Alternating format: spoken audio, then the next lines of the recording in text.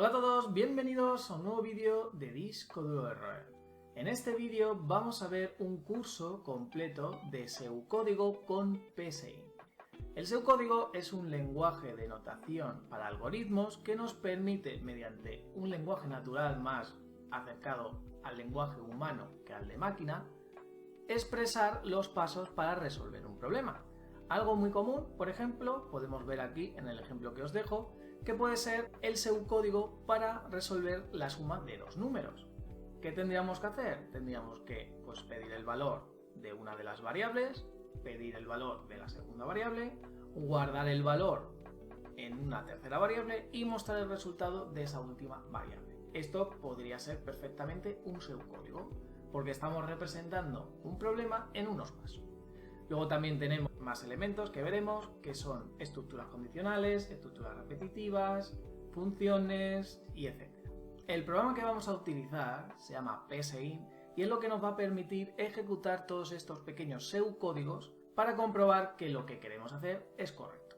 Normalmente la función del pseudocódigo es que nosotros podamos representar ese problema, como he dicho antes, podamos exportar a otro lenguaje real, como puede ser Java, como puede ser Python, como puede ser TypeScript, etc. En este curso vamos a verlo todo paso a paso, así que tenéis en la descripción todas las secciones que vamos a tener, por si queréis ir a alguna sección en concreto, y también os iré dejando, según vayamos haciendo el curso, algunos vídeos donde os he dejado ejercicios de PSeInt que hemos hecho en el canal, que pueden ser útiles. Así que comenzamos. Vamos a instalar PSeInt desde su página oficial, que os lo voy a dejar por aquí. Tenéis diferentes plataformas para utilizarlo. En mi caso, yo voy a utilizar en este curso Windows y tenéis que elegir el instalador que más os convenga. También lo podéis tener en modo portable, como queráis, pero en mi caso vamos a hacer un instalador de 64 bits. Os va a decir que se va a descargar enseguida. Si no os lo hace, yo me aconsejo que le dais un F5 y se refresca. Y os va a descargar, que aquí lo tenéis, un pequeño instalador que es el típico siguiente y siguiente, no tiene mucho más. Vemos que sí, todo que sí. Ahí lo tenemos. Esto del tema de perfiles lo vamos a ver ahora después. Voy a decirle de momento no seleccionar un perfil y aquí lo tendríamos ya preparado. Vamos a hacer un pequeño tour a la aplicación para que veáis un poco cómo funciona. Tenemos varias opciones por aquí, como archivo, donde podemos crear uno nuevo, podemos abrir uno ya existente, podemos guardar como. También tenemos editar diagrama de flujo, que esto, cuando tengamos nuestro pseudocódigo, aquí aparecerá de una forma, digamos, más gráfica, que es más bonito de ver. También lo podemos imprimir, podemos exportarlo, por ejemplo, convertirlo a Java, a JavaScript, etc. Es lo que os decía, que al final esto se utiliza para que lo podamos exportar a otros lenguajes. También cerrarlo y salir. En editar, bueno, pues tenemos para deshacer, cortar, pegar, etc. Esto tampoco tiene mucha cosa. Luego tenemos lo de configurar, que el tema de opciones del lenguaje lo vamos a ver en la siguiente sección. Y bueno, tenemos aquí el tema de asistencias, presentación, pues para que lo configuréis a vuestro gusto. También tenemos el tema de ejecutar, que esto lo veremos más adelante. Aquí tenéis el tema de la ayuda, donde si tenéis alguna duda sobre el programa, aquí tenéis algo muy extenso sobre cómo funciona. Tenemos unos ejemplos, que es el que os enseñé la primera vez. También tenemos, por ejemplo, un promedio, una adivinar número, etc. Para buscar actualizaciones y hacer cadena. En esta parte de aquí dentro tenemos las variables que se están utilizando. Tenemos los operadores, que esto también lo veremos en profundidad, pero que sepáis que lo tenéis aquí todo. También tenemos los comandos, como puede ser escribir, leer, asignar, si, entonces, según, mientras, repetir, para, subproceso. Todo esto ahora mismo seguramente no suenen, pero lo vamos a ir viendo poco a poco cada uno de ellos. También tenemos la depuración paso a paso, que también lo vamos a ver en detalle. Para utilizar PSeInt tenemos que configurar las reglas que queremos seguir a la hora de escribir nuestro pseudocódigo. Para ello tenemos que irnos a configurar y opciones del lenguaje. Para esto tenemos muchos perfiles que podemos utilizar. Seguramente cada universidad o cada escuela pues puede tener el suyo propio, se pueden incluso cargar, pero nosotros vamos a utilizar el estándar, que es el estricto, que si le dais aquí a personalizar os dice qué reglas tiene. Como podéis ver, no permite utilizar variables o posiciones de arreglo sin inicializar, obliga a definir los tipos de variables, es decir, que no puedo poner que una variable no tenga un tipo, veremos cómo se hace, controlar el uso de punto y coma, y tenéis todas las opciones, ¿vale? Yo mi consejo es que utilicéis el estricto porque así también os vais habituando sobre todo a los futuros lenguajes, como puede ser Java, Python, JavaScript, etc. Entonces simplemente le damos aquí a aceptar, este es el que vamos a utilizar, así ya tendríamos nuestro perfil configurado. Cuando volváis a abrir la aplicación, no os preocupéis que esto se guarda automáticamente, lo vais a tener aquí. Visualicemos qué ejemplos tenemos disponibles. Nos vamos aquí a ayuda a ejemplos y tenéis aquí una serie de ejemplos que podéis utilizar, sobre todo pues para ver ejemplos de cómo funciona. Por ejemplo, el de suma ya lo hemos visto, vamos a ver alguno más, tenemos el de promedio, para que os hagáis una idea de cómo se utiliza este programa. Aquí tenemos un bucle, veremos cómo es, tenemos el tema de variables, también tenemos alguno más interesante, tenemos incluso un pequeño menú, tenemos también el tema de, por ejemplo, aquí separar dígitos, son cosas que os pueden ser de ayuda. También tenemos incluso recursividad, tenemos el tema de primos, tenemos incluso números romanos, tenemos el conocido juego de las torres de Hanoi. Es recomendable que esto le echéis un vistazo porque siempre podéis coger ideas de hacer vuestro algoritmo. Incluso puede ser que es algo que necesitéis. Un menú, por ejemplo, es muy común.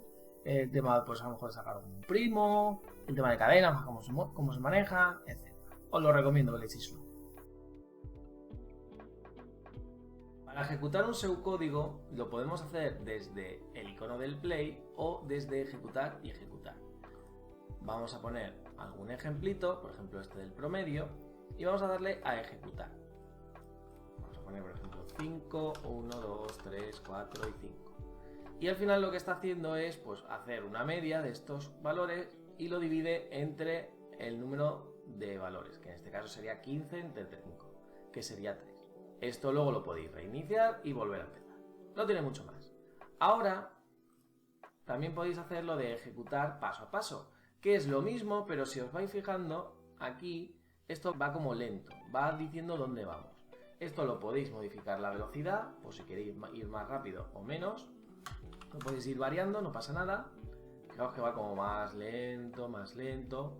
Ahí está. Cada vez que esto me va parando, veremos lo del leer y escribir. También lo podemos parar en un momento dado. Lo ideal es que este evaluar funcionara, porque no funciona por lo que estoy viendo en esta versión.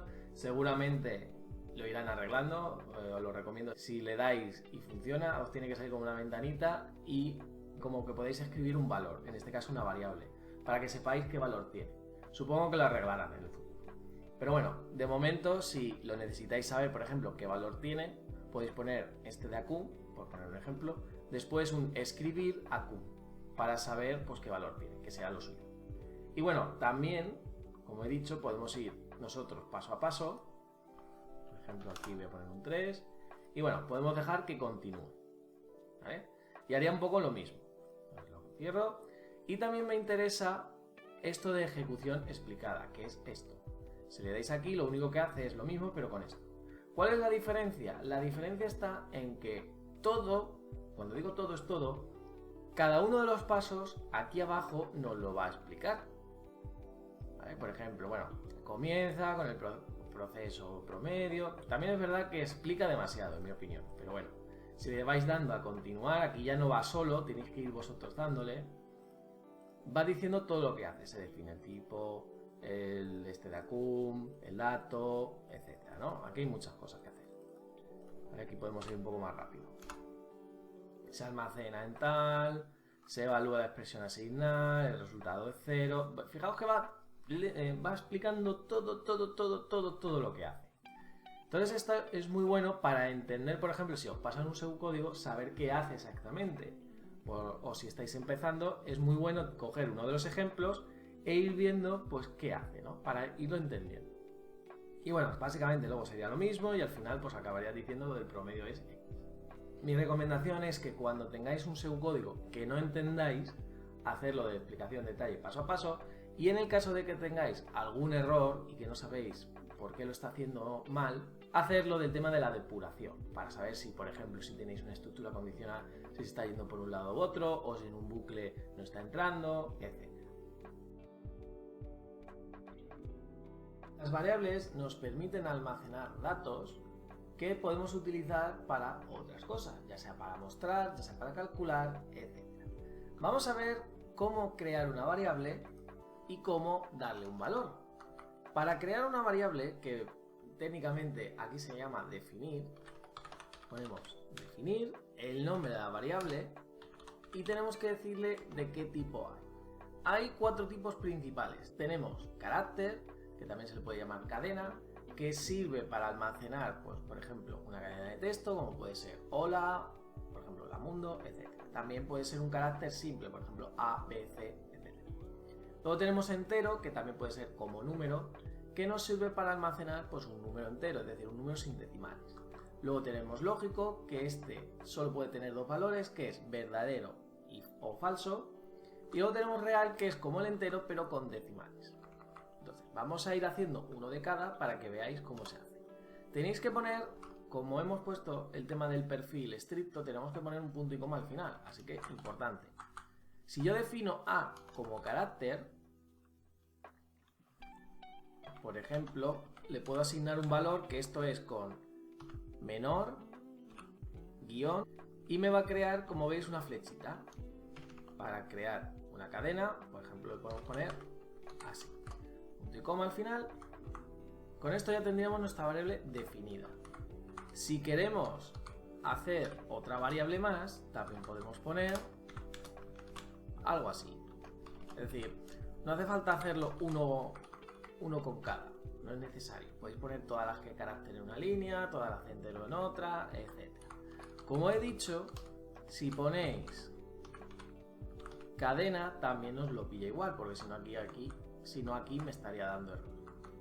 Luego también podemos poner definir, vamos a poner C como número o como entero, vamos a poner un poco lo que nos dice. También puedes poner el número, no pasa nada. Y aquí podemos poner, pues yo que sé, un 5, por ejemplo. Vamos a definir otro, el D y E, como lógico.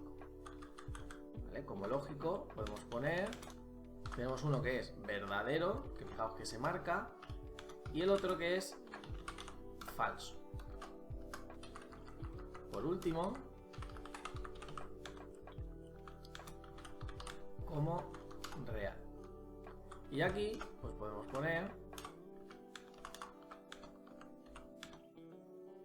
algo así como 5,5. ¿Vale? Aquí los decimales es con el punto, no es con el coma como tal. ¿Veis? Pues si no, nos dice que está mal. Ahí está. Bien, tener una cosa en cuenta con el tema de las variables. Es importante asignarles un nombre más o menos adecuado. A ver, yo mi recomendación es que siempre que tú veas una variable, sepas qué hace. Es decir, ahora mismo es un ejemplo y pongo ABC un poco de ejemplo. Pero si, por ejemplo, vamos a suponer que C almacenara el valor de una suma, pues yo le llamaría suma. O si es un número, por ejemplo, número 1, algo muy genérico, pues podemos poner N1 o número 1, etc. ¿Vale? Tenéis que tener en cuenta. Y, por supuesto, no le podéis llamar cadena, porque ya existe como cadena. Es una palabra lo que se llama reservada. No podéis utilizarla. Entonces, siempre darle una vuelta a eso, porque es una cosa útil. También intentar no hacer la variable súper larga, porque vais a tener que escribirla alguna vez, que sea entendible a simple vista. Leer es un comando que nos permite asignar el valor que el usuario da a una variable. Por ejemplo, si nosotros definimos una variable, vamos a poner A como entero y escribimos leer A, lo que va a hacer es que este A le va a dar el valor que el usuario dé. Si lo ejecutamos, fijaros que sale esto y yo podría poner aquí un valor. Claro, ¿cuál es la cosa? Tendríamos que mostrar ese valor. Para ello tenemos el comando escribir, que si nosotros ponemos el nombre de una variable, pues nos mostraría esa variable. Por ejemplo, si pongo 5, pues me va a mostrar 5. Esto también lo podéis directamente hacer desde aquí, ¿vale? Os va a salir aquí leer y escribir, pero bueno, tampoco tiene mucho. También en escribir podéis poner un texto, esto es una coma, y podéis poner algo así como el valor introducido es y esto, ¿no? Entonces ahora fijaos que ha cambiado a el valor introducido es 5. Esto es interesante porque al final escribir lo vamos a usar bastante. Y también os doy un truquito. Si ponéis al final sin saltar y escribimos otro, fijaos lo que pasa. Que no da un salto de línea. Si yo quito este sin saltar,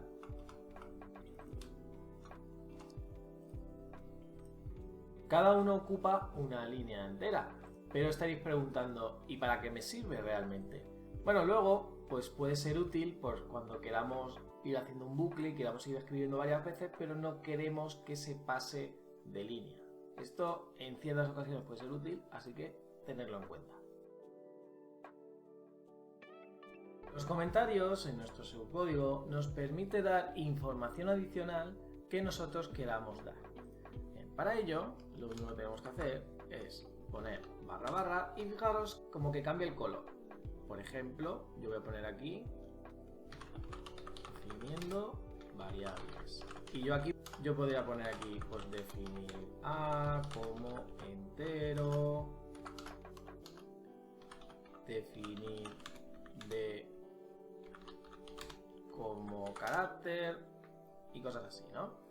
También hay un truquito interesante que es que si tenéis muchas cosas que comentar, lo que podéis hacer es en editar podéis hacer comentar líneas y si tenéis muchas que descomentar, también tenéis descomentar líneas. El tema de comentar también es interesante por si estamos probando y no queremos borrar. Entonces puede ser interesante que comentéis un trozo de código para, digamos, probar lo anterior. Esto es algo que seguramente iréis viendo de forma natural. Es mejor comentar que borrar a veces. Todos los ejemplos que estáis viendo en este curso van a estar comentados. Los operadores son símbolos que permiten relacionar dos variables y que la mayoría de ellos nos devuelven un valor. Tenemos tres tipos principalmente, aunque hay uno más que ahora lo voy a explicar después, y son los siguientes: algebraicos, lógicos y relacionales. Los algebraicos relacionan dos valores, en este caso numéricos, nos devuelven un valor numérico. Tenemos la suma, la resta, la multiplicación, división, potencia y el módulo, que explicaremos lo que es. Tenemos los lógicos, que es conjunción, disyunción y negación, que lo que hace realmente es aglutinar operaciones relacionales. Por ejemplo, A es menor que 5 y A es menor que 10. Son dos relaciones realmente. Y luego tenemos operadores relacionales, que son los que vamos a utilizar más a nivel de estructuras condicionales, repetitivas, etc. Y que son muy importantes ya no solo aquí, sino a nivel de programación. Que tenemos es el igual, el distinto, menor, menor o igual, no es lo mismo un menor que un menor igual, importante, mayor y mayor igual. Vamos a ver cada uno en su respectiva sección.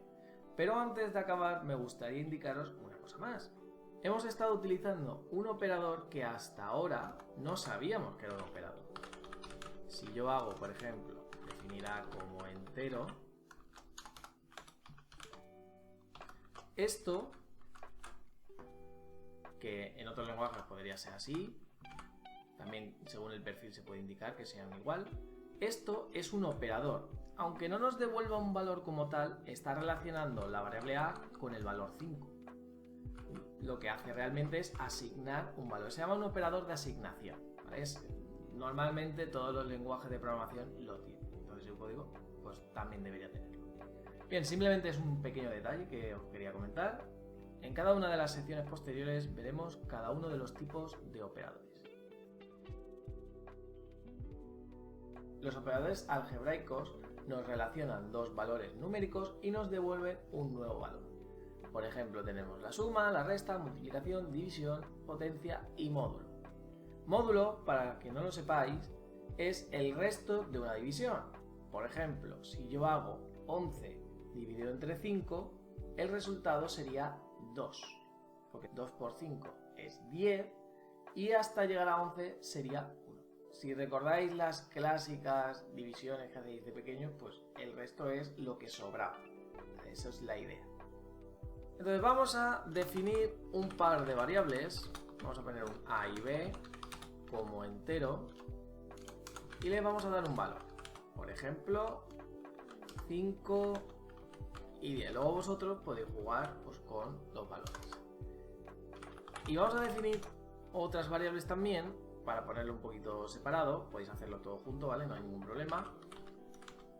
Vamos a poner suma, resta, multiplicación. Con el tema de la división, como puede ser decimal, lo vamos a poner aparte.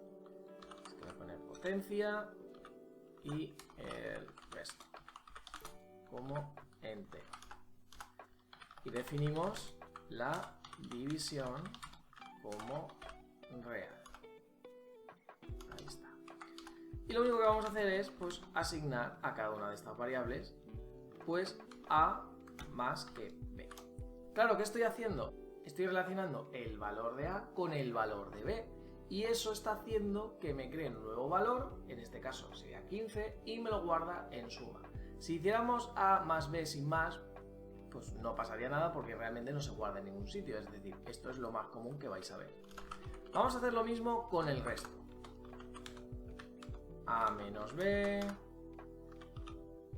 multiplicación sería a por b. También podéis darle al operador como tal y os lo crea, pero bueno, realmente yo creo que no es muy necesario. Como mucho el de potencia sí.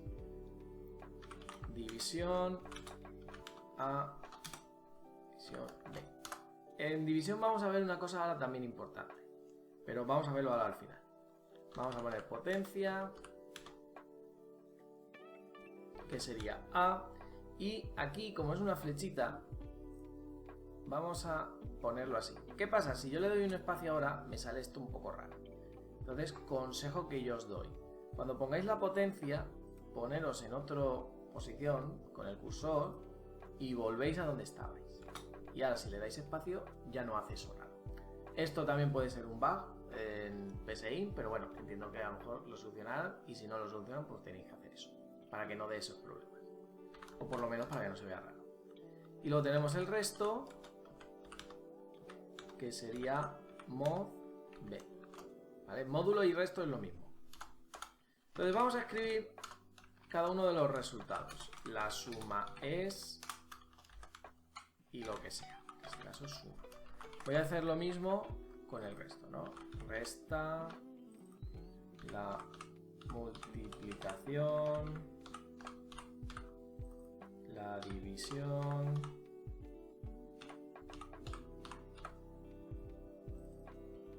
la potencia y aquí el resto. Vale, uno ahí me ha sobrado. Aquí pues sería cada uno de estos. Multiplicación, división y resto. Bien, vamos a ver un ejemplo. Por ejemplo, fijaros, la suma es 15, obviamente, resta menos 5, multiplicación 50, división 0,5, porque estamos dividiendo 5 entre 10, no al revés. La potencia es, bueno, un número muy alto, y el resto es 5. Y diréis, ¿por qué el resto es 5?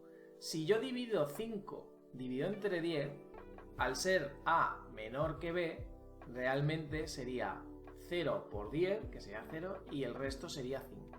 Eso suele ser así. En este caso vamos a hacerlo al revés, para que lo veáis. Podéis tocar lo que queráis, ¿vale? No hay ningún problema.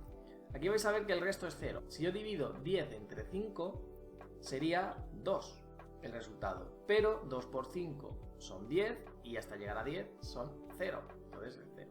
Si yo le pusiera 11, fijaros que el resto es 1. ¿Por qué? Porque 2 por 5 son 10 y hasta llegar a 11 es 1.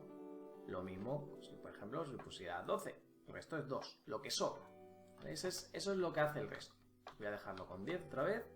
Y luego también quiero explicaros algo importante con el tema de la división. Y tenéis que tener mucho ojo con que este no sea 0.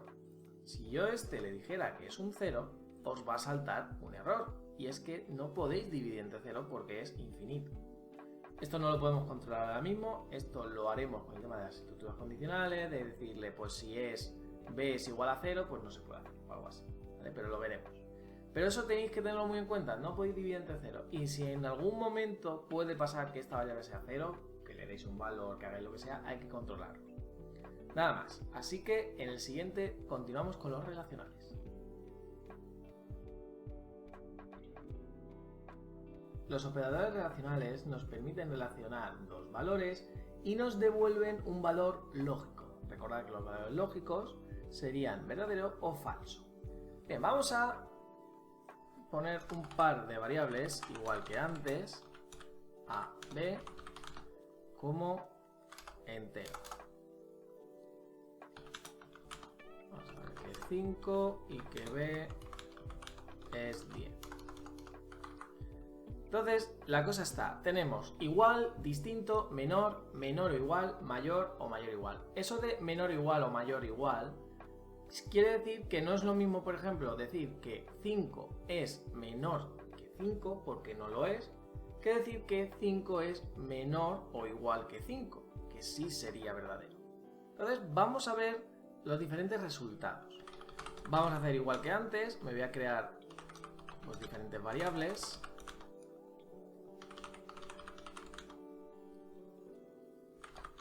Menor, menor igual, mayor, mayor igual. Y todo esto lo vamos a definir como lógico, porque siempre van a ser o verdadero o falso. Y bueno, vamos a hacer un poco lo mismo. A es igual a b, distinto es b, y aquí le podemos poner esto, y esto es lo mismo que hicimos con lo de la potencia. Iros hacia atrás, volver, y nos va a dar problemas. Menor que b.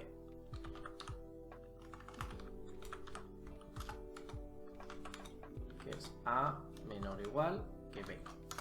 Si ponéis menor y después directamente y luego igual, pues os aparecería el símbolo ya directamente. Cambiamos mayor.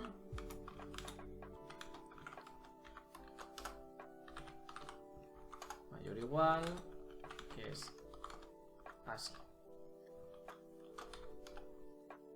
Vamos a escribir los valores, en plan de pues igual.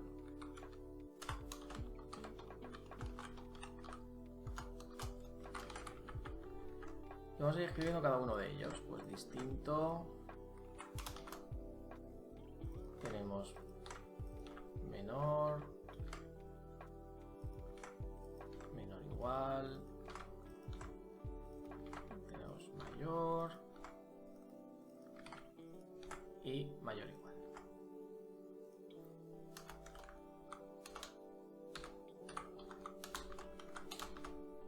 Vamos a ver el resultado y vamos a verlo. Por ejemplo, A no es igual a B, como podemos ver. Si es distinto, es menor. A es menor que B. Es menor o igual. Sí, técnicamente sí. Y no es mayor ni mayor o igual. Si B, por ejemplo, fuera 5, la cosa cambiaría. Porque son iguales, no son distintos.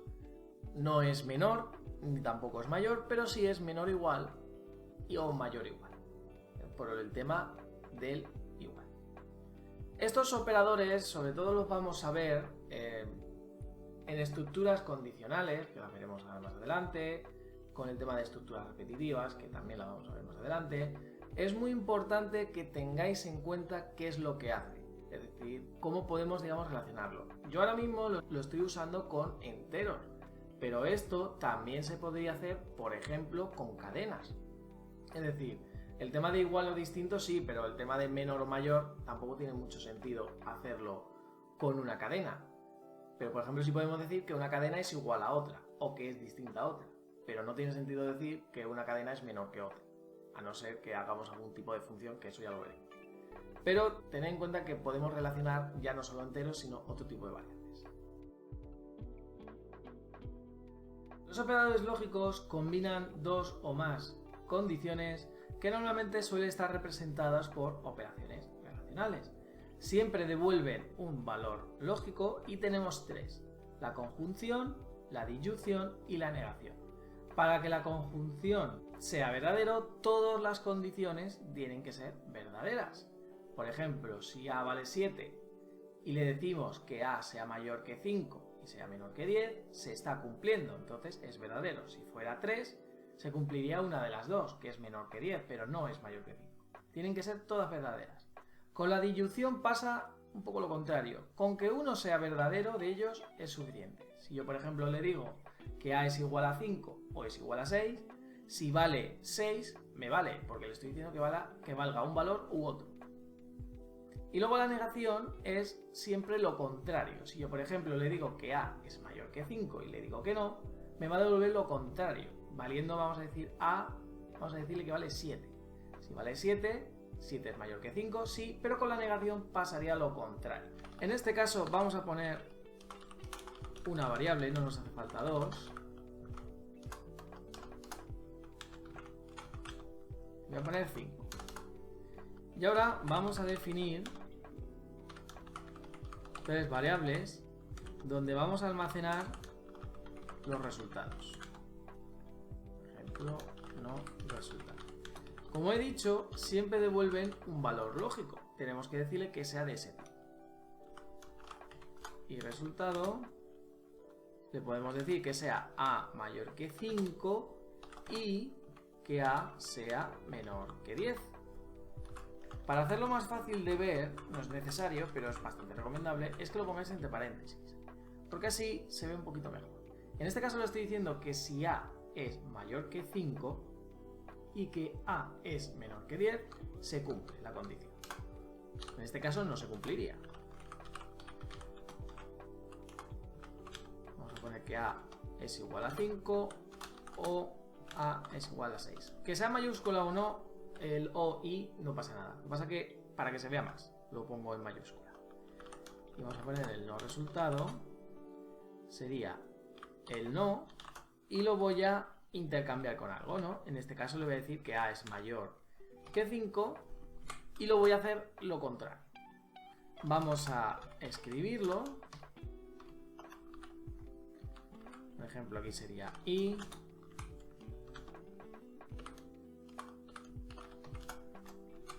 Y vamos a hacer lo mismo con el resto. Pues por ejemplo, esto sería el O y esto sería el no. Aquí ponemos un O y aquí no.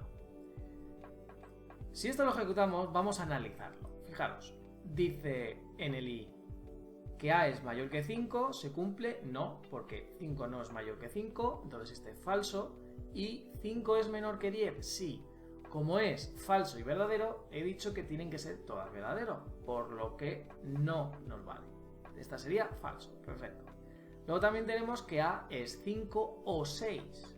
Entonces, como es 5, pues es verdadero. Si las dos fueran falsas, sería falso. Es decir, si fuera por ejemplo 7, 7 no es igual a 5 ni es igual a 6, entonces no es. Y luego fijaos que A es mayor que 5, que sería falso, pero como le estamos dando la vuelta con el no, se convertiría a verdadero. Vamos a probar con otro valor. Si yo le pongo 7, sería que el primero es verdadero porque A es mayor que 5, es decir, 7 es mayor que 5 y 7 es menor que 10, se cumple. Este sería falso y este sería falso porque 7 es mayor que 5, verdadero, y como lo cambiamos sería falso. Esto se suele utilizar para estructuras condicionales, estructuras repetitivas, para que digamos no se quede con condiciones simples, sino que podamos expandir la complejidad de una condición. También tenemos que tener en cuenta que aquí en el ejemplo que hemos visto dos condiciones, pero se podría combinar con muchísimas más condiciones. Pueden ser 2, 3, 4, 5, 6, todas las que queramos. Y se pueden combinar con diferentes, es decir, yo puedo tener esto y poner o, paréntesis y otra cosa. Pero sí, tenéis que tener cuidado de que no se vayan pisando entre ellas, que eso es importante. También el no, por ejemplo, podemos coger esto y ponerle que no, etc. Es importante que esto lo dominéis bien porque es algo que se repite mucho en los lenguajes de programación que veáis a partir de ahora, o fuera de ese código. La estructura condicional sí, entonces, es una estructura que nos permite ejecutar una serie de acciones cuando la expresión que pongamos es verdadero, y también se puede combinar con un si no, que nos permite que en el caso de que no se cumpla, pues realice o. Esta última es opcional y se puede utilizar a conveniencia. Bien, vamos a ver un pequeño ejemplo. Esto en otros lenguajes es lo que se conoce como un if, pero aquí digamos lo tenemos como más traducido. Para ello, fijaros que tenemos una estructura que es aquí este sí entonces, y que aquí nos lo explica mejor. Dice expresión lógica, dice completar aquí la condición a evaluar para decidir el grupo de acciones que debe ejecutar. Luego tenemos las acciones verdadero, que son las acciones que debe ejecutar si la expresión es verdadera. Y el si no, digamos, es lo contrario, lo que queremos que haga si no se cumple. Vamos a ver un pequeño ejemplo. Si yo pongo definir a como entero, yo le pongo, vamos a decir, un 5, y en expresión pues le decimos si es a mayor que 5 y a menor o igual que 10, separar un poquito que se vea. Si esto se cumple, significa que el número está entre 5 y 10. Vamos a quitar de momento y vamos a ejecutar. Si esto lo ejecutáis, fijaros que dice el número está entre 5 y 10. Si yo pusiera, por ejemplo, un 20, fijaros que no devuelve nada. ¿Por qué? Porque no ha entrado aquí. Y como no ha entrado aquí, no muestra este mensaje. Por eso, si en el caso de que necesitemos indicar que si no se ha cumplido la condición haga otra cosa, pues aquí le podemos decir que el número no está entre 5 y 10, que es este caso. Ahí está. También tenéis que tener una cosa muy en cuenta, y es que se pueden anidar tantas estructuras y entonces como queráis. Es decir, si yo necesitara aquí dentro meter más estructuras de si entonces, podría hacerlo. Por ejemplo, vamos a decir que aquí dentro, en el caso de que no sea ni mayor que 5 ni menor que 10, podemos decir, pues si A es menor que 5, podríamos escribir que el número es menor que 5. Y si no, podríamos decir que el número es mayor. Vamos a decir mayor que 10, porque si no está entre 5 y 10, no puede ser un número entre 5 y 10 al estar aquí. Quiere decir que si no es menor que 5, tiene que ser forzosamente mayor que 10. Que en este caso es lo que veríamos, es mayor que 10. Si este fuera 3, pues nos diría que es menor que 5. Ahí lo tenemos. Ya digo, es una estructura que se utiliza bastante, se puede combinar como se quiera con otras estructuras, cuando veamos, por ejemplo, las repetitivas. Y como hemos visto con el tema de los operadores, que es súper importante, tenéis que saber bien utilizar el tema de las expresiones, porque o va por un lado o va por otro. Recordad que os dije al principio del curso, más o menos por el tema de la depuración, que en el caso de que fuera por un lado o por otro, aquí lo mejor es depurar, de ver qué está pasando aquí. Por ejemplo, esto lo podéis poner en escribir, y si funciona de evaluar, como vimos, pues mejor. Aprenderos bien esta estructura porque es súper importante. Y vuelvo a decir, no solo aquí en SoundCódigo, sino vais a llevar a otros lenguajes, solo que en este caso, en lugar de sí entonces, es un if, aunque en cada uno puede ser diferente. pero la estructura y la mecánica es la misma en todos los lenguajes.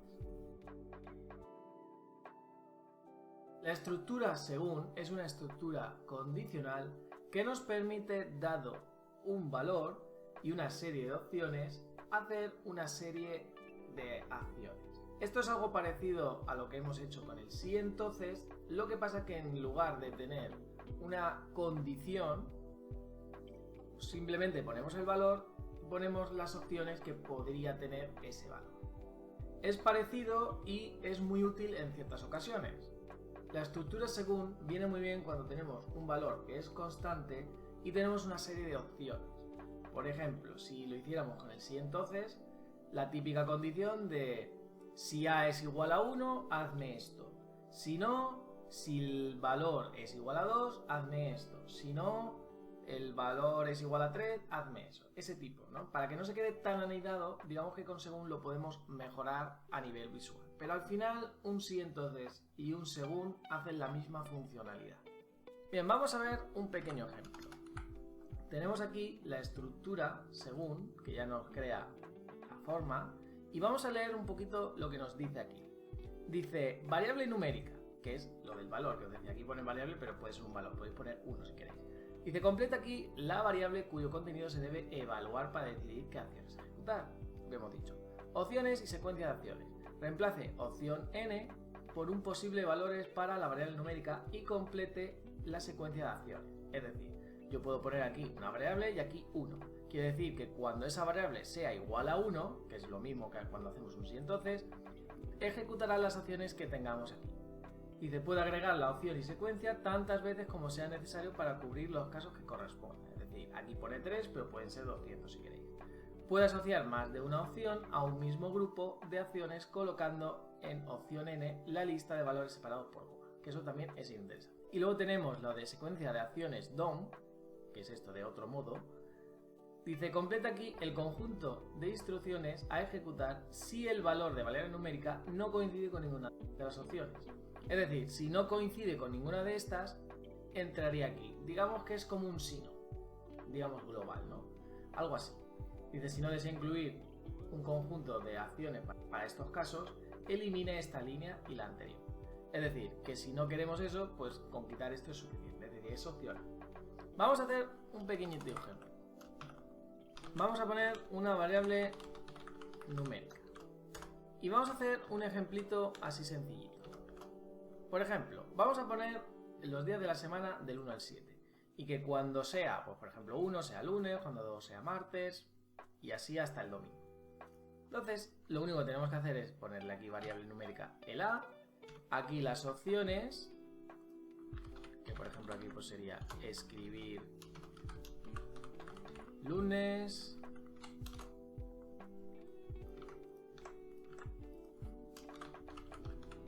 martes,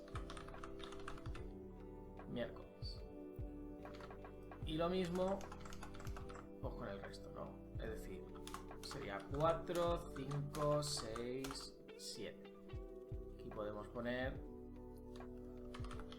jueves, viernes,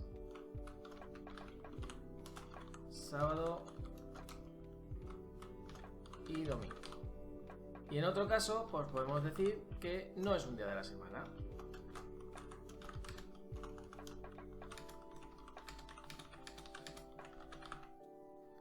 Si ejecutamos, fijaros que está entrando aquí el lunes.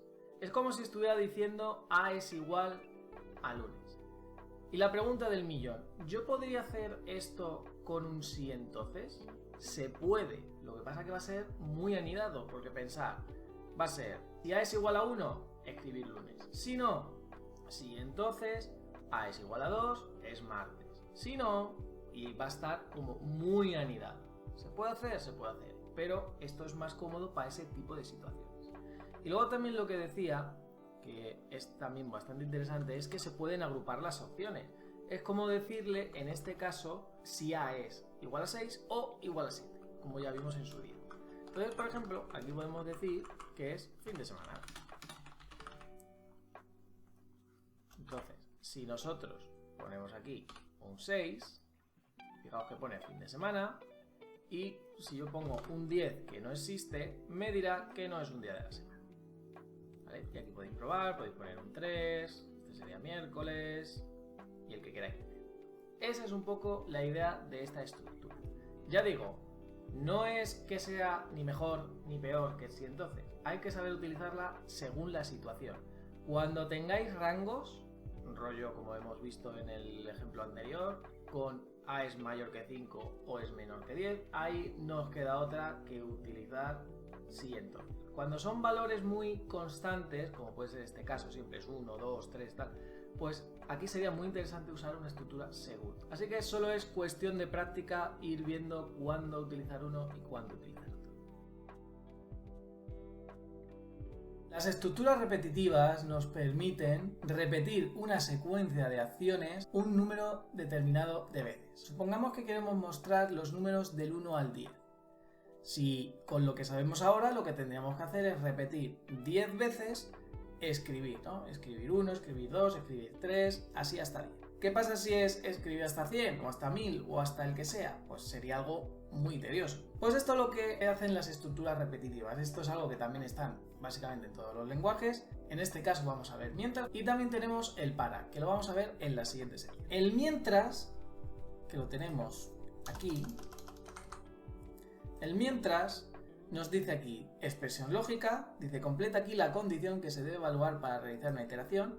Eso quiere decir que cuando se cumpla la condición que aquí le pongamos, lo que va a hacer es hacer una iteración. Hacer una iteración significa entrar en el bucle y volver a evaluar de nuevo esa condición hasta que sea falsa. Cuando sea falsa, lo que va a hacer es salir del bucle y nuestro programa continuará. Por eso es importante el tema de la expresión lógica, porque si ponemos una expresión lógica que nunca llegue a ser falsa, tendremos que estar dentro actualizando, que ahora lo vamos a ver, nuestro programa se va a quedar en bucle, se va a quedar con un bucle infinito que se llama comúnmente. Y esto hace que nuestro programa se quede colgado. Bien, vamos a ver un pequeño ejemplo. Vamos a definir una variable, por ejemplo índice, como entero. Y vamos a hacer, como he dicho, el típico pues de 1 a 10, ¿no? Incluyendo el propio 10. Pues decimos, mientras índice sea menor o igual, porque hemos dicho que incluye el 10, pues mientras índice sea menor o igual que 10, quiero que te ejecutes. Entonces lo único que quiero hacer es escribir el valor de índice.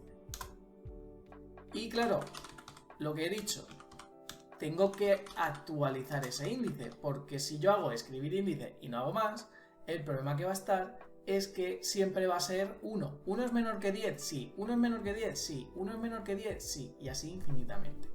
Entonces tenemos que ir sumándole 1 a 1 para que llegue a esa condición que buscamos. Es decir, que llegue a 1, luego 2, 3, 4, 5, 6, 7, 8, 9 y 10. Cuando llegue a 11 dirá, ¿11 es menor o igual que 10? No. Entonces continúo. Esa es la idea. Si yo ejecuto, fijaros que aquí me pone 1, 2, 3, 4, 5, 6, 7, 8, 9, 10. Si yo pusiera aquí 100, fijaos que me hace hasta 100, hasta el número que queráis. Nosotros vamos a poner 100 de momento. Bien, pero ¿y qué pasa si queremos hacerlo al revés? Es decir, queremos empezar en 10 y acabar en 1. Bueno, pues podemos hacer otro mientras. Voy a poner aquí un escribir que se llame inverso para separarlo, pues si no se van a juntar. Y la cosa sería que índice y le vamos a poner 10. ¿Por qué lo tengo que modificar? Porque aquí habrá llegado ya a 11. Entonces no nos va a valer. Tenemos que ponerle 10. Y le vamos a decir que mientras índice sea mayor de 0, pues que se ejecute. Escribir índice. Y en este caso tengo que hacer lo contrario, no tengo que aumentarlo, tengo que disminuirlo. Si yo ejecuto esto, fijaros que tenemos lo mismo de 1 a 10 y luego el inverso de 10 y aquí hasta. Seguramente cuando veamos el ¿para qué me sirve el mientras? El mientras se utiliza mucho para cuando no tenemos una especie de rango definido. Ahora mismo yo voy de 1 a 10, tengo un rango definido, pero hay momentos donde no habrá ese rango definido. Un ejemplo muy común. Por ejemplo, podría ser cuando yo estoy pidiendo números al usuario y le digo que cuando escriba un -1, pues quiero que termines. Ahí no hay un rango definido, o puedo tener 1 o puedo tener 100 veces. Entonces eso funciona mejor el mientras. El para es para más rango definido. Pero bueno, se puede utilizar ambos. La estructura repetitiva para es como una mejora del que hemos visto antes, pero en este caso tiene inicialización y tenemos incremento. Realmente son cosas que en el mientras hemos hecho, lo que pasa que lo hemos hecho como separado. Vamos a verlo y fijaros que tiene algunas cositas más. Tiene variable numérica, valor inicial, valor final, con paso y el paso. Bien, vamos a hacer el ejemplo que hicimos antes, definir índice como entero. Recordad que en el mientras yo tenía que inicializar ese índice. En mi caso, yo lo puedo hacer directamente aquí. Eso sí, es importante que se tiene que definir igualmente, aunque esté aquí. El hasta quiere decir hasta qué valor queremos que vaya. En este caso, le vamos a decir hasta 10, incluyendo el 10. El hasta incluye el 10. Y el paso significa cómo queremos que vaya. Antes hemos ido de 1 en 1, pero también podríamos haber ido de 2 en 2, de 3 en 3, etc. Entonces, realmente, si os dais cuenta, es como una versión simplificada del que hemos visto anterior. Y en este caso no es necesario hacerlo de índice es igual a índice más 1, porque eso ya lo hace el paso. Si esto yo lo ejecuto, fijaros que hace exactamente lo mismo. Esto que pone aquí es prácticamente lo mismo que acabo de decir, entonces por eso no he visto necesario ponerlo, pero vamos, al final es como lo que hemos hecho antes de una forma más compacta, ¿vale? Si yo le pusiera, por ejemplo, aquí con paso 2, pues iría 1, 3, 5, 7, 9 y cuando llegue al 11 no es menor que 10, así que se pararía. Es bastante sencillo. Si lo queremos hacer de forma inversa, podemos hacerlo. Voy a escribir inverso. Y la cosa que tendríamos que hacer es ponerle un número alto, en este caso índice 10, hasta 1, y en el paso tendríamos que hacer menos 1. Aquí punto y coma que se me ha olvidado. Y de esta forma, si yo lo ejecuto, va a hacer lo mismo que hemos hecho antes, ¿vale? Solo hay que tener eso en cuenta. Como dije en la sección anterior, el para siempre va a ser mejor para cuando tengáis un rango definido. Es decir, tengáis de 1 a x o de x número a y número. Para hacer algo parecido a lo que dije de mientras, de por ejemplo, si un usuario hasta que no ponga un -1 no tiene que salir, se podría hacer con un para, pero no tendría mucho sentido porque ese paso o ese índice pues puede ser que no sea necesario. Entonces, al final no es que sea uno peor o mejor que otro, sino que hay que saber utilizarlos en el momento adecuado.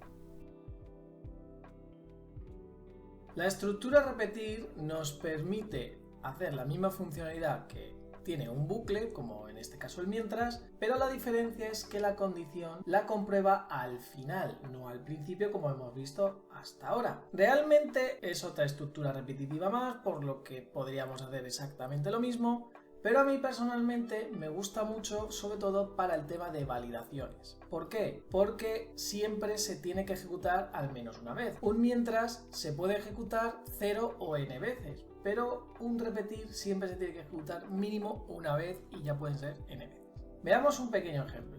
Si le damos aquí a repetir, fijaos que nos dice, bueno, primero son las secuencias de acciones y luego la expresión lógica.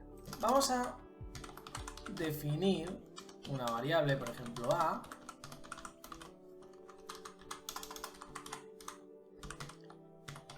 leer a y escribir, por ejemplo, escribe un valor entre 1 y 10. Y aquí en la expresión lógica, pero hasta que no se cumple esta condición no va a salir. Y a menor o igual que 10 no saldría aquí. Aquí podemos poner que el valor de A está entre 1 y 10. ¿Esto qué nos permite? Nos permite que siempre todo valor lo podamos validar porque necesitemos que esté en un rango concreto, por ejemplo. Vamos a probarlo. Por ejemplo, si yo escribiera 5, termina el programa. Si yo pusiera 20, me lo sigue pidiendo otra vez. Voy a ser cabezón. 20, 15, 11, 99, no me deja. Así puedo estar todo el día. Si pusiera 0, -1, tal, etc. Entonces la cosa está en que esto nos permite validar. ¿Podríamos hacer esto con un mientras? Sí, se podría hacer, incluso con un para, pero creo que realmente el repetir es más para esto, porque el tema de validación siempre requiere de que tengamos que poner algo, tenemos que validar algo. Entonces por eso me gusta más poner esto y según lo que pongas aquí, depende de si sigo o no. ¿Vale? Ya digo, no es obligatorio, no es que hay que hacerlo siempre, pero es muy recomendado. Es lo que os dije en la sección anterior. No es cuestión de que si uno es mejor que otro, es cuestión de cuándo utilizar la estructura repetitiva adecuada, igual que el si entonces y el según. Un subproceso es un código aislado que tenemos aparte de nuestro proceso principal y que lo vamos a utilizar para llamarlo con unos argumentos que pueden ser de 0 a n para que nos devuelvan o no un valor. Esto de devolver o no un valor lo veremos. La cosa está en que hay muchas veces que nosotros vamos a repetir un mismo código. Por ejemplo, podríamos tener un proceso donde necesitemos calcular si un número es primo y lo necesitamos en varias situaciones. Por ejemplo, podríamos tener un proceso donde en varias partes del mismo, pues por ejemplo, calculamos si un número es primo o necesitamos saber si un número es primo o no para cierta cosa. En lugar de estar haciendo siempre lo mismo, repitiendo en varias partes del mismo proceso, lo que podemos hacer es coger ese trozo de código, llevarlo fuera del proceso principal, pasarle unos argumentos, en este caso podría ser un número, y que dado un número nos diga si es primo o no, por ejemplo, y que devuelva pues una variable diciendo que si es verdadero o es falso. En el caso de que no devuelva nada, por ejemplo, podríamos tener uno que sea saludar, que le pasemos un nombre y que dado ese nombre pues nos muestre por pantalla, por ejemplo. Vamos a ver unos ejemplos.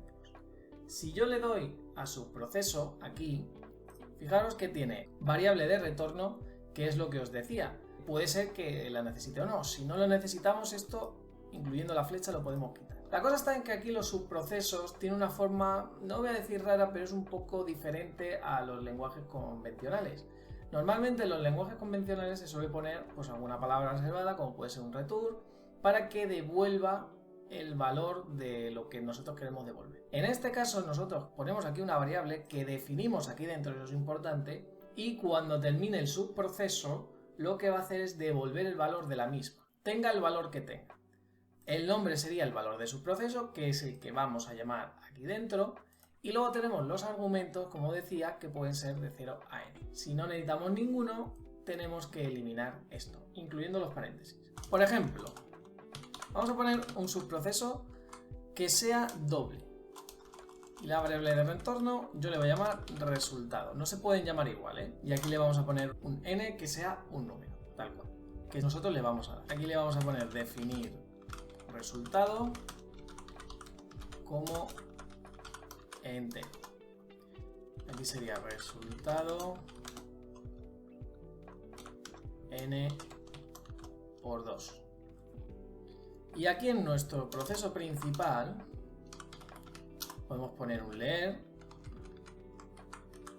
definimos una variable, por ejemplo a, como entero, escribimos, ponemos dame un valor, leer a, y le vamos a poner doble a. ¿Esto qué estoy haciendo? Esto devuelve un valor. Y esto es importante, devuelve un valor. Como devuelve un valor, esto lo va a escribir. Vamos a ver. Si por ejemplo pongo 5, tendría 10. 5 por 2, 10. Si yo no le pusiera a escribir, pues no podría hacer nada con él, pero sí, otra cosa que se puede hacer es guardarlo con una variable. Siempre y cuando devuelva algo. Si ejecuto, 3/4 de lo mismo. Ahí está. Perfecto. Luego también puede ser, como hemos dicho, que haya subprocesos que no devuelvan nada. Vamos a crearnos otro y en este caso yo le voy a llamar saludar. Le voy a decir que me dé pues un nombre y voy a decirle que no quiero que me devuelva nada. Esto suele ser muy común, pues, por ejemplo, cuando quiero hacer un escribir y quiero mostrar algo. Le puedo poner nombre y aquí puedo poner un hola.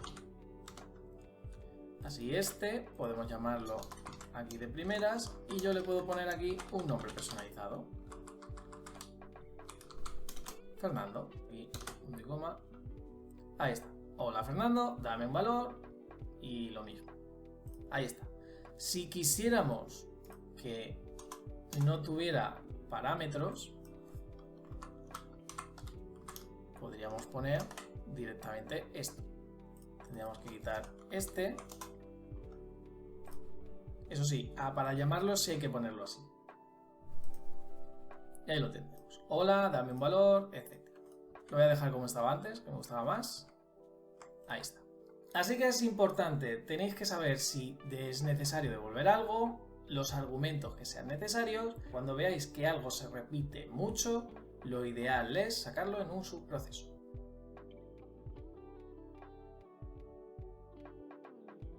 En PSeInt tenemos subprocesos predefinidos que los podemos ver aquí en esta parte.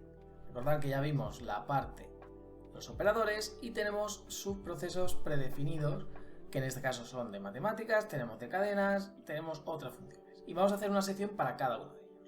En esta sección vamos a ver los de matemáticas. Vamos a ir viendo uno a uno. Si tenéis dudas de lo que yo os voy a contar, recordad que tenéis la parte de la ayuda para más información.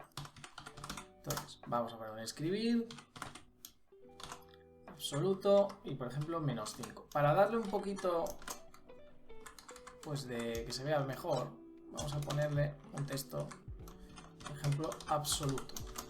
¿Vale? No voy a poner absoluto de porque lo podéis cambiar. El absoluto lo que hace es que, dado un número, siempre lo pone en positivo, siempre. Por ejemplo, si tuviera un -5, me lo va a transformar en 5. Si yo tuviera un 5, me lo va a transformar en 5. Es decir, que no toca. Eso es lo que es absoluto. Vamos con otro. Tenemos truncar. Vale. Truncar básicamente es, dado un número, por ejemplo 5,98, lo que hago es quitarle la parte decimal. Sea la que sea, ni redondeo hacia arriba ni redondeo hacia abajo. Se la quito. En este caso saldría un 5. Luego tenemos el redondear, que eso sí es redondear. Escribir. Aquí, redondear.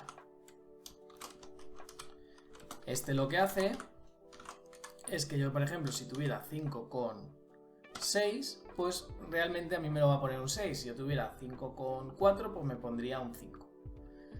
Creo que cuando es 5,5, creo que lo eleva a 6 también. Luego tenemos el de raíz.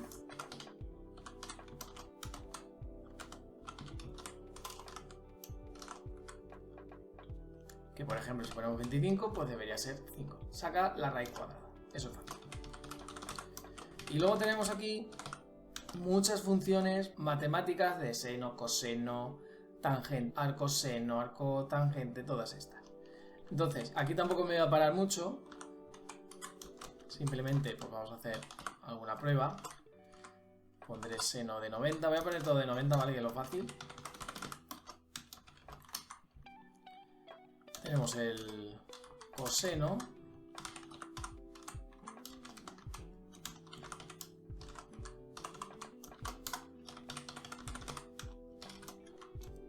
Tenemos la tangente.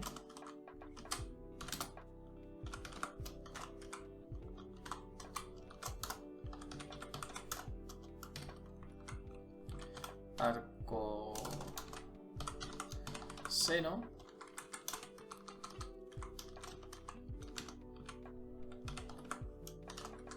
Como veis, tampoco tiene mucho más. Es un poco saber qué hace y utilizarlo cuando haga falta. Arco coseno.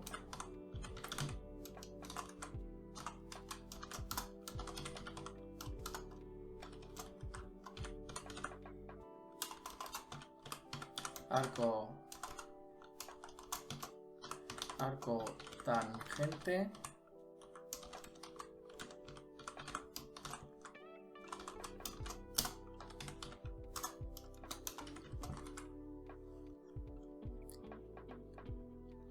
Y luego tenemos los logaritmos. Logaritmo natural.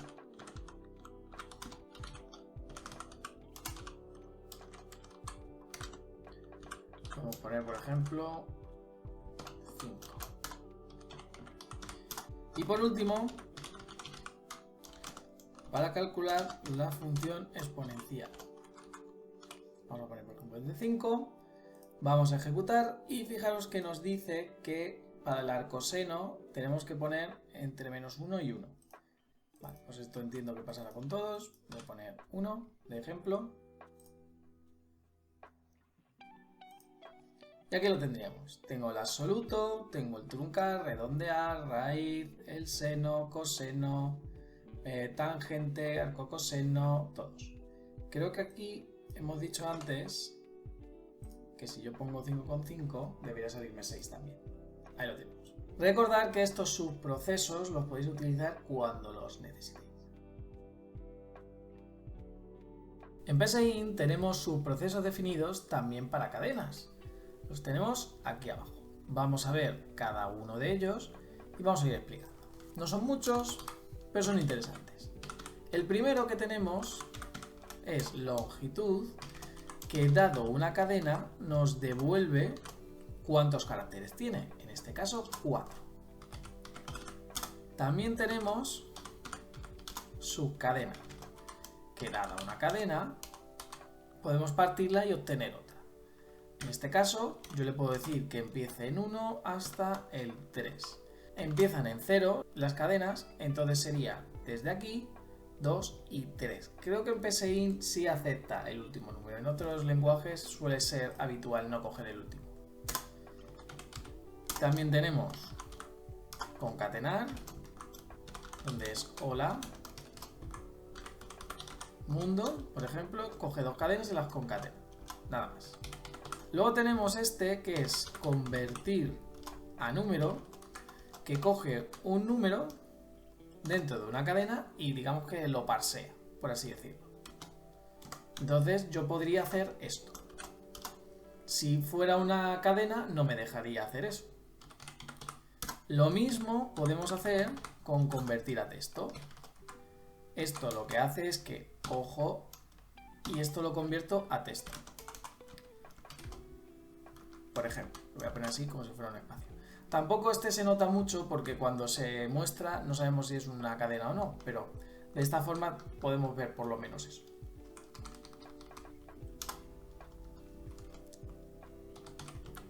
Y luego tenemos por fin, mayúsculas, que coge un texto y lo pone todo en mayúsculas, y minúsculas, que obviamente pues convierte todo en minúsculas. Vamos a ver si todo está bien.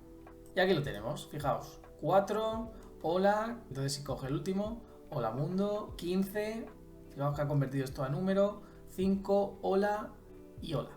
Ahí está. Sobre todo el que más se suele usar es el de longitud para recorrer cadenas e incluso el de subcadena también para recorrer cadenas en sí. Así que os recomiendo que le echéis un vistazo a estas funciones que son bastante interesantes. En PSeInt tenemos otros subprocesos predefinidos que no están categorizados como los que hemos visto hasta ahora, que son también bastante útiles. Vamos a verlos. Los tenemos aquí al final, que son otras funciones. Tenemos azar, que retorna un número, ahí lo podemos ver, entre 0 y n-1. Si yo pongo 10, me va a generar un número entre 0 y 9. Tenemos la hora actual y fecha actual. Vamos a verlos. Con azar, por ejemplo, si yo genero un número al azar y pongo 10 como argumento, lo que me va a devolver es un número entre 0 y 9. Si yo quisiera que fuera entre 0 y 10, tendría que poner 11, por ejemplo. Ahora lo vamos a ver. Y luego tenemos también hora actual, que no hace falta hacer nada más, y fecha actual. Si ejecutamos, fijaros que aquí pues me devuelve un 8. Esto es la fecha, que es una cosa que no me gusta, no está como bien formateada.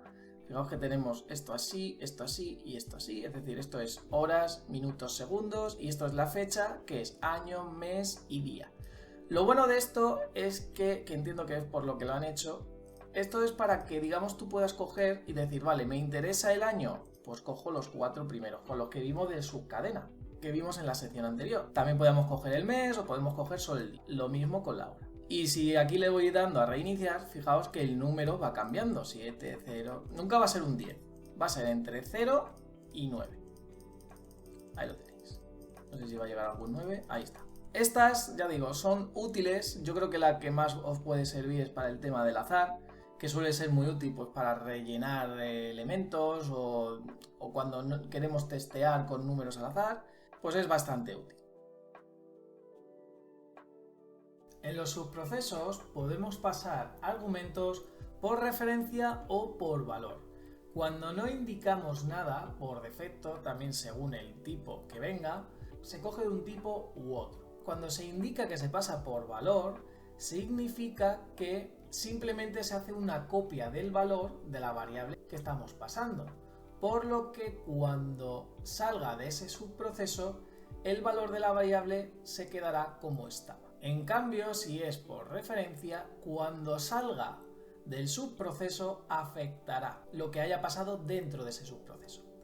Vamos a verlo con un ejemplo que es como mejor se ve. Por ejemplo, voy a tener dos subprocesos. En este caso, ninguno de los dos vamos a hacer que devuelva. A uno le voy a llamar doblar por referencia, donde le vamos a pasar un n, y aquí doblar por valor. Entonces lo único que hago realmente es decirle n es igual a n por 2. Y ya está. No voy a hacer más. Lo mismo en ambos casos. Vamos a definir dos variables diferentes.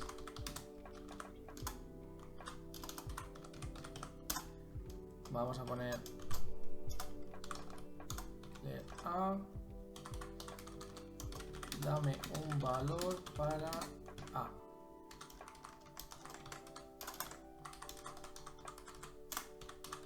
Para b. Si yo hago doblar por referencia pasándole a y escribo el valor de a, como hemos dicho, por referencia, y escribimos el valor de a, como está pasándose este valor por referencia, significa que a este le va a afectar como tal. Veamos lo mismo cuando es por valor.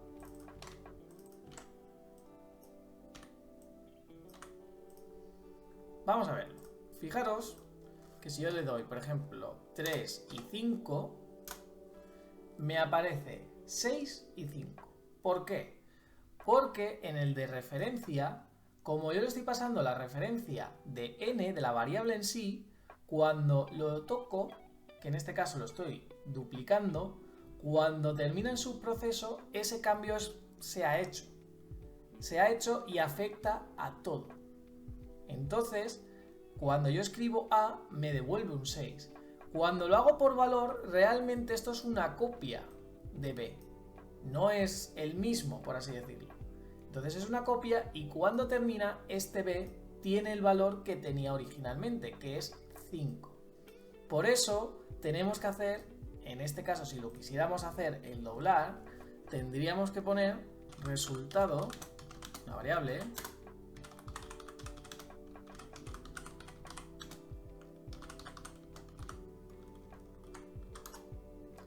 y devolver como resultado ese doble. Es la única forma. Entonces aquí lo que podemos hacer es que b guarde el nuevo valor de en sí mismo, ¿no? De b, y lo escriba.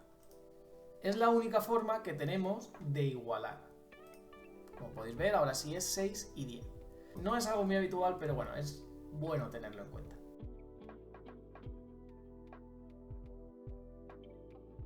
Los arreglos son estructuras que nos permiten almacenar datos en nuestro proceso. Es como si tuviéramos un conjunto de variables en un mismo sitio.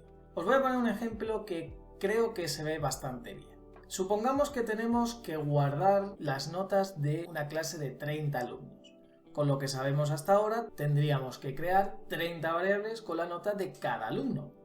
Claro, estoy hablando de 30, es un poco pesado, pero bueno, se podría tener. Pero imaginaos que son 60, son 100, son 200. Entonces aquí lo ideal es tener una estructura donde tengamos situado en cada posición, ahora vamos a ver qué es eso de las posiciones, el valor de la nota de un alumno. Esto de las posiciones van de 0 hasta la longitud del arreglo. Por ejemplo, si yo tengo un arreglo de 30, las posiciones van a ir de 0 a 29.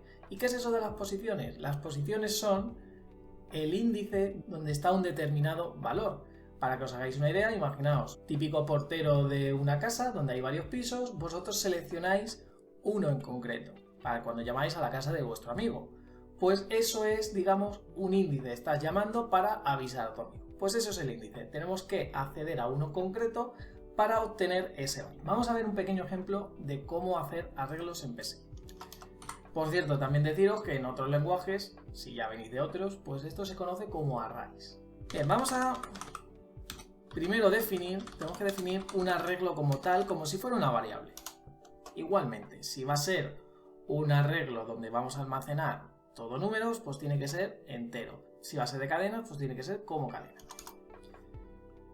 Y después tenemos que hacer dimensión para decir cuántos elementos puede albergar. Por ejemplo, arreglo, y en este caso vamos a hacerlo sencillo y vamos a decirle 5.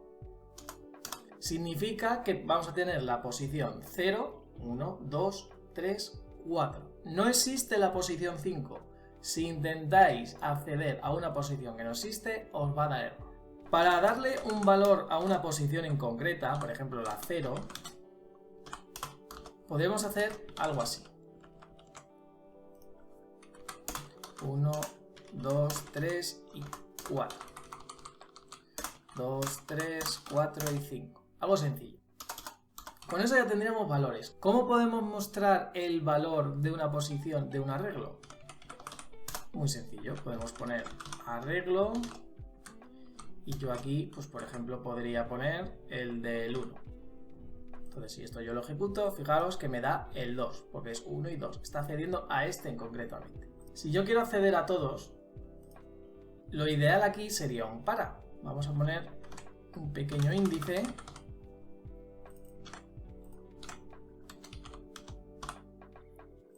Y aquí hasta 4. Escribir arreglo de índice. ¿Por qué de índice? Porque empezaría en 0 y llegaría hasta 4. Sería 0, 1, 2, 3, 4. Igual que hemos hecho antes, donde yo puedo acceder a una posición en concreta, pues lo mismo haríamos con un bucle. Si yo lo ejecuto, fijaos que hace 1, 2, 3, 4, 5. Perfecto. Claro, esto, el tema de los valores está bien, pues por ejemplo cuando son 5, 2, 3. Pero, ¿qué pasa si son varios? Pues podemos hacer lo siguiente. Podemos poner otro para. ¿Vale? Esto es a nivel de ejemplo, esto tendríamos que hacerlo aquí, pero bueno, vamos a como volver a meter los datos para que lo veáis. Voy a copiarme esto. Y lo que voy a hacer es escribir algo así como dame el nuevo valor de la posición. Y aquí, por ejemplo, ponemos índice.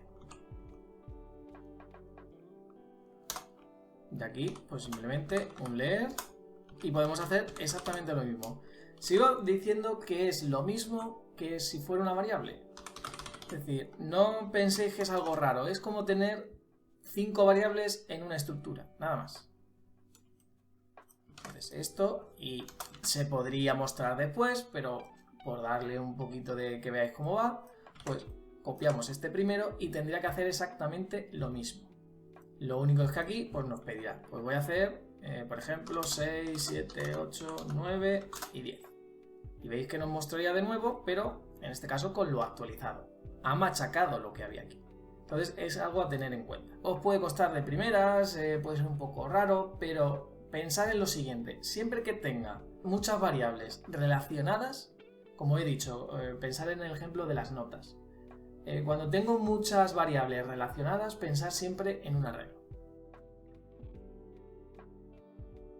Los arreglos multidimensionales son arreglos de más de una dimensión que nos permiten almacenar datos en diferentes filas y columnas. Nosotros hasta ahora teníamos arreglos unidimensionales porque solo tienen una dimensión. En este caso vamos a tener dos dimensiones. Esto suele ser muy útil, pues, por ejemplo, cuando queremos almacenar pues, una serie de datos ordenados por filas y columnas. Estoy diciendo dos dimensiones, pero incluso podrían tener tres dimensiones e incluso 4 o 5, por eso lo de multidimensional. Vamos a ver un pequeño ejemplo. Vamos a poner arreglo igual como entero. Y para crear un arreglo multidimensional, nosotros para crear de una dimensión, pues poníamos por ejemplo esto, un número y ya está. Si queremos más de una dimensión, tenemos que poner coma y otro número. En este caso yo le estoy diciendo que hay 3 filas y 3 columnas. Podrían ser diferentes, podrían ser 3 filas, 5 columnas, lo que queráis. Vamos a hacer un pequeño ejemplo de cómo recorrer un arreglo multidimensional para darle valor y luego lo vamos a mostrar. Para recorrerlo tenemos que usar dos paras. Vamos a crearnos dos variables que se llame fila y columna. Vamos a poner fila aquí hasta 2 porque es de 0, 1, 2. Una estructura repetitiva anidada, igual que hemos hecho con los sí entonces, pues también se puede hacer con los paras. Eso sí, hay que tener cuidado de que tampoco haya mucha estructura repetitiva porque si no, pues puede afectar al rendimiento de nuestro proceso. Bien, vamos a poner columna 2, 1. Arreglo de fila y columna. Y aquí le vamos a poner un leer. Para saber un poco lo que estamos haciendo, vamos a poner un escribir, escribe un valor para la fila, la que sea, y la columna,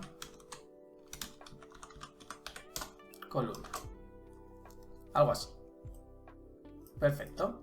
Y ahora vamos a hacer lo mismo, solo que mostrando pues el valor. Ahora lo vamos a mejorar, ¿eh? Vamos a ejecutarlo así. Y aquí fijaos que dice 0, 0, para que os hagáis una idea como si fuera el juego de los barquitos. Vamos a poner 1, 2, 3, es otra fila, 4, 5, 6, 7, 8 y 9. Ahora mismo, como lo estamos haciendo así, realmente se ve como si fuera un arreglo, ¿no? Es decir, muestra valores y tal. Vamos a mostrarlo en forma de tabla. Recordad que con el escribir, cuando lo vimos, teníamos una cosa que se llamaba sin saltar. Entonces le vamos a poner un pequeño espacio y ese sin saltar. Cuando termine la estructura repetitiva anidada, le voy a poner un escribir vacío, para que dé como un salto de línea. Vamos a ver cómo queda entonces. Fijaros que es igual, solo que está en formato tabla. Si yo pusiera, en lugar de 3, 3, pues vamos a decir 3, 5, pues tendría que poner más valores obviamente, pero estarían 3 filas y 5 columnas. Esta es la idea. También obviamente aquí son todos números de una cifra. Si fuera alguno 20 o 30, pues se descolocaría un poco, pero bueno, eso no es tampoco un problema. Simplemente a tener en cuenta de que podéis mostrar los datos tanto en filas como en columnas. Los arreglos también los podemos utilizar en los subprocesos. Vamos a ver un pequeño ejemplo de cómo hacerlo. Vamos a tener un arreglo de números de 5. Esto también valdría pues para multidimensionales, pero para hacerlo sencillo pues vamos a poner uno unidimensional. Y lo que vamos a hacer es crearnos uno que lo que haga es rellenar un arreglo. En este caso no nos va a devolver nada.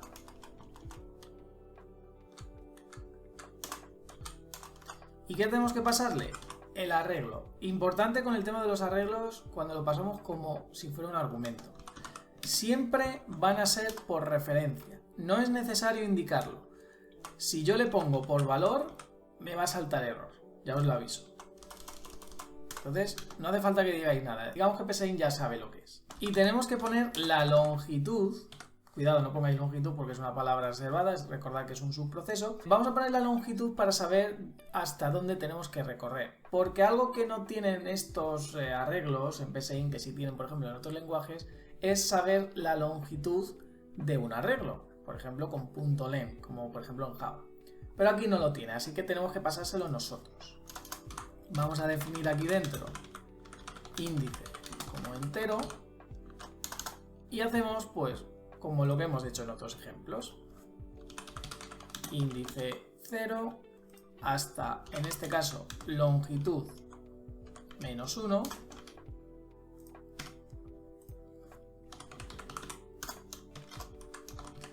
Escribe un valor para el índice